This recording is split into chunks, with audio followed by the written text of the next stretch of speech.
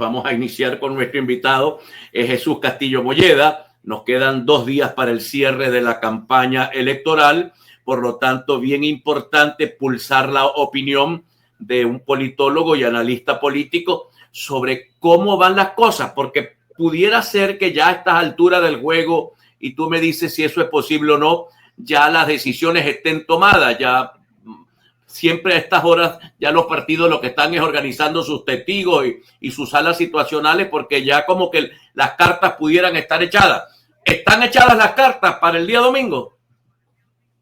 No, sin duda, ya. Juan Carlos, saludos a ti, a Belín, a todo el equipo de tu programa, que lo están haciendo muy bien. Mira, Juan Carlos, efectivamente, sí, ya las cartas están echadas. En este momento, lo que puede cambiar el resultado del domingo es que quienes tienen que tener su estructura, sus testigos electorales, no los tengan. Que el padrón electoral no lo cumplan. Que no tengan las credenciales para presentar a sus testigos y que el día de la elección no atiendan a su maquinaria y equipo. El candidato que hoy no tenga la capacidad de mover votos tiene una desventaja muy grande ante que él sí lo puede. Efectivamente, Juan Carlos, ya en la última semana nosotros trabajamos con un estudio de opinión para medir la participación electoral en Venezuela y obviamente la participación sigue baja, ¿ok? Y eso obliga a las organizaciones políticas a mover sus votos y en este caso eso va a marcar la diferencia el día domingo sin ninguna duda, porque el voto espontáneo está muy desangrado en Venezuela. Sí, creo que en esta elección no vamos a tener, no hay voto espontáneo que pudiéramos, que es voto maquinaria o muy reducido el voto espontáneo. Ahora, ¿tienes algunos datos que nos den luces? Yo veo, por ejemplo, a Requesens fortalecido en Miranda, ¿no? Lo veo fortalecido. Creo que el candidato que colocó el chavismo es muy malo, muy malo. No sé por qué ese señor lo colocaron de candidato, pero no sé si le dan los números a Requesens porque el Lápiz también tiene candidato, Fuerza Vecinal tiene candidato. Creo que hay otro un cuarto, quinto candidato. Háblanos un poco cómo se desarrollan las cosas en los estados desde tu punto de vista. Mira, en este momento recuerden que los candidatos de la oposición no compiten con candidatos del PSUV, compiten es con el PSUV, ¿ok? Y la estructura que representa el Partido Socialista Unido de Venezuela con todos los componentes del Estado. Recuerden que en este momento el gobierno nacional tiene obviamente la mayor representación de gobernadores presentes en Venezuela, tienen mayores números de alcaldes, tienen mayores números de concejales, diputados legislativos y diputados de la Asamblea Nacional, que en este caso son 3 cargos que son gobernadores, diputados de la Asamblea Nacional y diputados legislativos que también van en este proceso electoral. Entonces, el gobierno entiende y comprende desde hace mucho tiempo que ellos están obligados a mover el voto y en eso han trabajado todo este proceso. En el caso de Miranda, yo que trabajo con estudios de opinión, yo no veo cómo Requesens pueda ganar la elección en Miranda. Los únicos 2 estados donde hoy está unos números claros para los sectores opositores son el estado Zulia y el estado Nueva Esparta. En el estado Cojedes y en el estado Barinas, los gobernadores actuales están haciendo grandes esfuerzos para poder obtener su reelección, pero está en pico de Zamuro su reelección porque tienen obviamente que entender que la movilización del voto es importante, pero hay sectores que no van unificados en este proceso, tú lo acabas de explicar muy bien, y cuando el voto opositor, que no es mucho ahorita, por el tema de abstención, se divide en un estado, los 5 que pueda sacar uno, los 10.000 otros y los 8.000 otros, diluye obviamente contra el candidato del oficialismo que va en un solo bloque a este proceso electoral.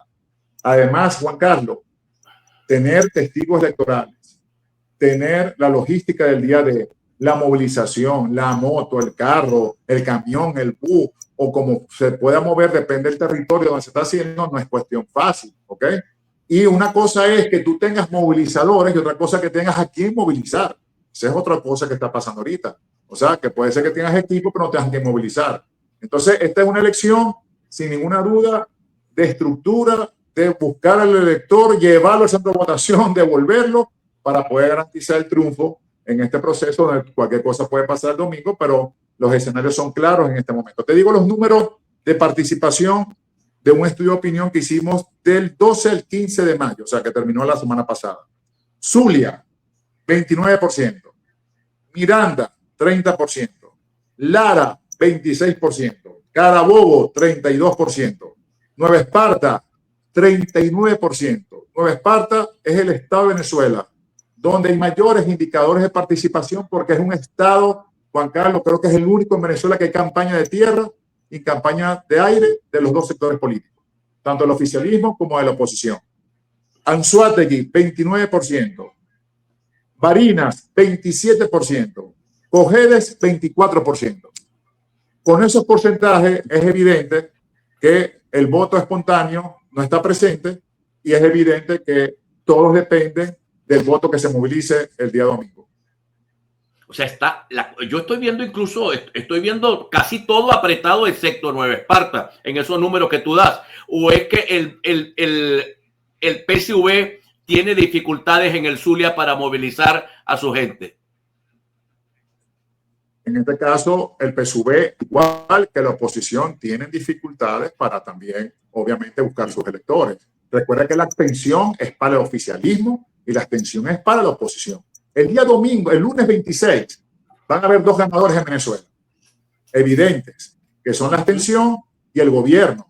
El gobierno lleva la mayor ventaja porque tiene mayores estructuras, tiene mayor organización, trabajan desde hace tiempo en este proceso y la división de la oposición que participa, por supuesto, la facilita el proceso, más la abstención favorece al partido de gobierno. Ahora, a mayor abstención, mayor posibilidades de permíteme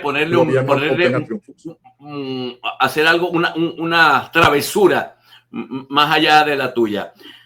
El ganador va a ser el PSV porque va a tener mayor cantidad de gobernaciones, y diputados nacionales y diputados regionales. Sí, la ganadora va a ser María Corina porque ella es la impulsora de la abstención.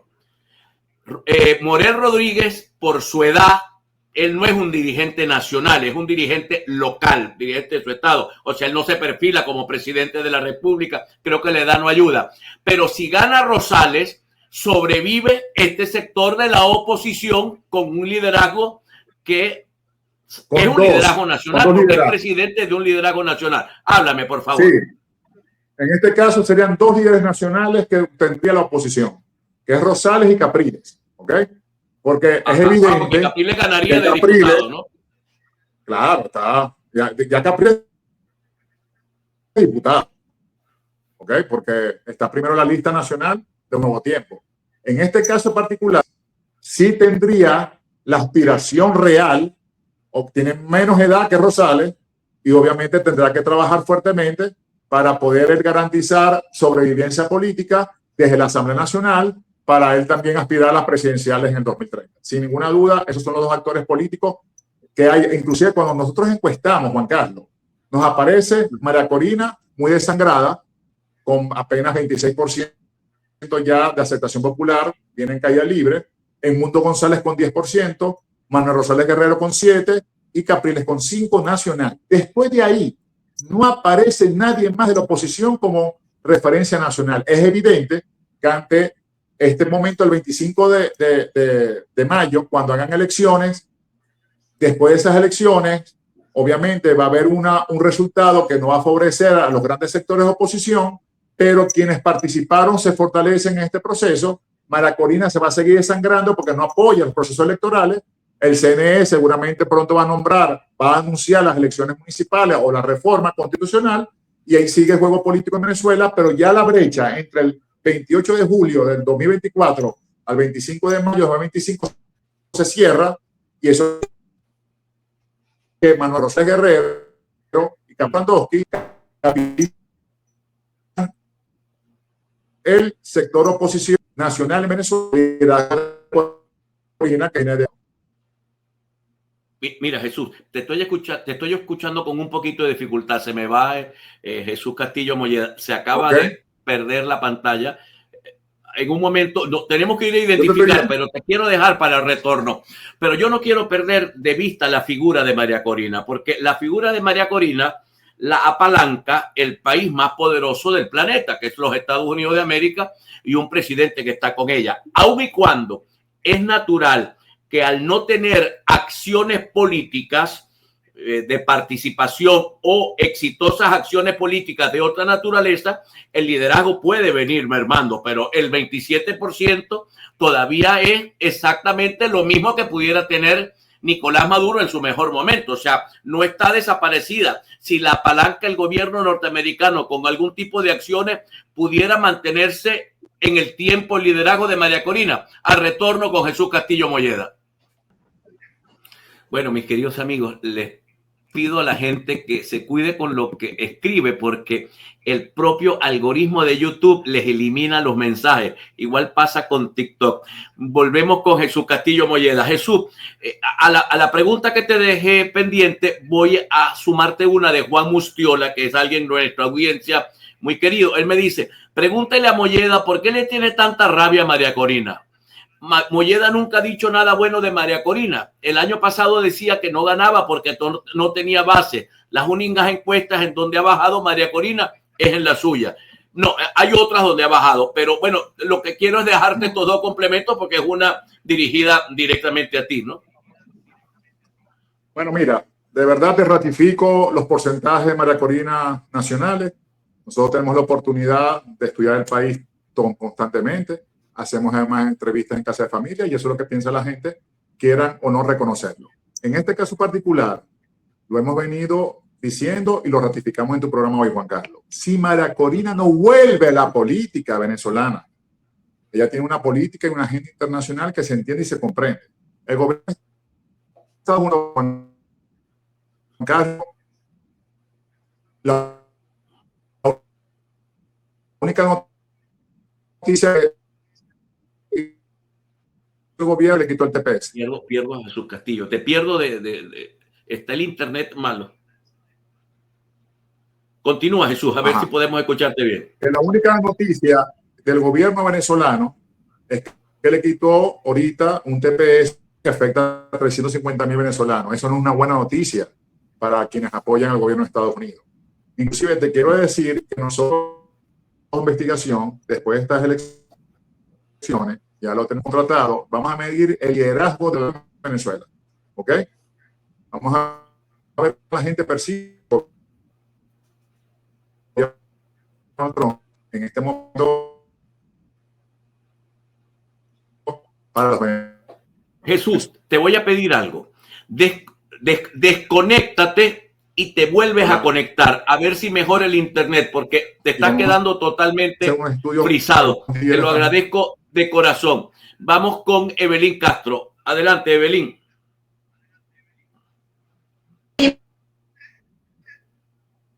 Unidos ordena la devolución de migrantes venezolanos deportados a El Salvador. Vamos a ampliar la información que la tenemos en el portal del diario Versión Final. Leemos la nota. El tribunal, permítame por acá, de apelación del Cuarto Circuito de los Estados Unidos ordenó este lunes a la administración de Trump revertir la expulsión de un venezolano que fue enviado a megacárcel de El Salvador en el mes de marzo. De esa manera, la Corte rechazó una solicitud del gobierno de bloquear la orden de la jueza federal del Distrito del Estado de Maryland, Stephanie Gallagher, que pedía facilitar el regreso de un refugiado venezolano de 20 años que tenía un caso de asilo pendiente y estaba amparado por protecciones para menores migrantes no acompañados. Dice acá, la jueza federal Gallagher ordenó en abril al gobierno de Donald Trump trabajar con las autoridades salvadoreñas para traer al joven de regreso a Estados Unidos. Y este lunes, la jueza de Corte de Apelaciones de Andrea G. Benjamin y el juez Roger Gregory votaron a favor de mantener la orden de la jueza del Distrito del Estado de Maryland, Stephanie Gallagher, que es devolverlo a Norteamérica o a Estados Unidos. Juan Carlos. Bueno, creo que ya volvemos a tener contacto con Jesús Castillo Molleda. Vamos a ver si podemos continuar hablando con él, porque las dificultades con el internet están importantes. Vamos, dame pantalla con Jesús, mi querida Yasmín. Muy bien. Hoy hay una noticia sobrevenida que no la esperábamos. Estados Unidos le ha dado 2 meses más a Chevron. Hay unas conversaciones con Grenell en Antigua. Estados Unidos quiere que continúe Venezuela recibiendo los deportados y quiere que le devuelvan hoy entiendo, según Bloomberg, uno de los detenidos norteamericanos. Venezuela está administrando ese tema. Yo decía, Jesús, que sobre la operación Guacamaya, que había que ver las señales de lo que venía, porque cada lado dice una verdad o su verdad, pero la verdad verdadera es las acciones que se toman después de esto. ¿Es esto una señal?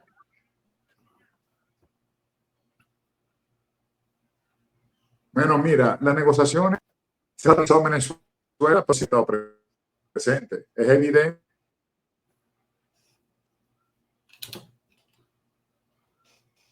No, seguimos muy mal con Jesús. Jesús, háblanos de nuevo. Tenemos un problema con tu internet. Bueno, sí, yo tengo aquí, quizás porque aquí en la capital está lloviendo muy duro ahorita y quizás la señal va y viene. Que te decía que no se puede satanizar las negociaciones. Es evidente que los voceros del gobierno venezolano y estadounidenses siguen conversando. Aquí hay muchas negociaciones bajo la mesa y estoy totalmente contigo. Mira, aquí en Venezuela se negocia con los Estados Unidos desde siempre, a pesar de las diferencias políticas, los discursos políticos, las confrontaciones, y hay intereses particulares, y eso son señales. Mira, la misma Chevron está trabajando y luchando para que no le quiten la oportunidad de seguir trabajando en Venezuela. Y hay mucho, obviamente, interés en el tema petrolero venezolano. Así que, Juan Carlos, no hay que satanizar las negociaciones. Aquí ha habido mucha negociación y eso es importante que se sigan haciendo. Por eso que debe estar claro, Juan Carlos, no caer en esos rollos de pasillo, sino más bien, en este caso, entender y comprender que la política va a seguir pase lo que pase. Ahora, pero según tu opinión, ¿existió o no existió realmente la llamada Operación Guacamaya? Mira, yo lo que he podido investigar y he podido tener claro es que hubo un proceso de conversaciones y negociaciones a lo interno para poder lograr ese éxito que se ocurrió en ese momento, que bueno, que salieron de la embajada. Eso es lo que yo tengo entendido. No tienes mayores detalles por lo que veo. Escucha, Jesús. Sigue el problema con el internet muy, muy fuerte, pero en todo caso, yo voy a agradecerle a mi apreciado Jesús Castillo Molleda que nos haya acompañado la tarde de hoy, nos ha dado luces sobre lo que él observa en el panorama. Acá siempre serán opiniones de las personas. En este caso, una empresa de encuestas da sus encuestas. Hay unos que les creen a Megaanálisis, otros le creerán a Polianalítica, otros le creerán a Delfo. Cada quien hace su propia conclusión de acuerdo a lo que le interesa escuchar, sobre todo en días como estos.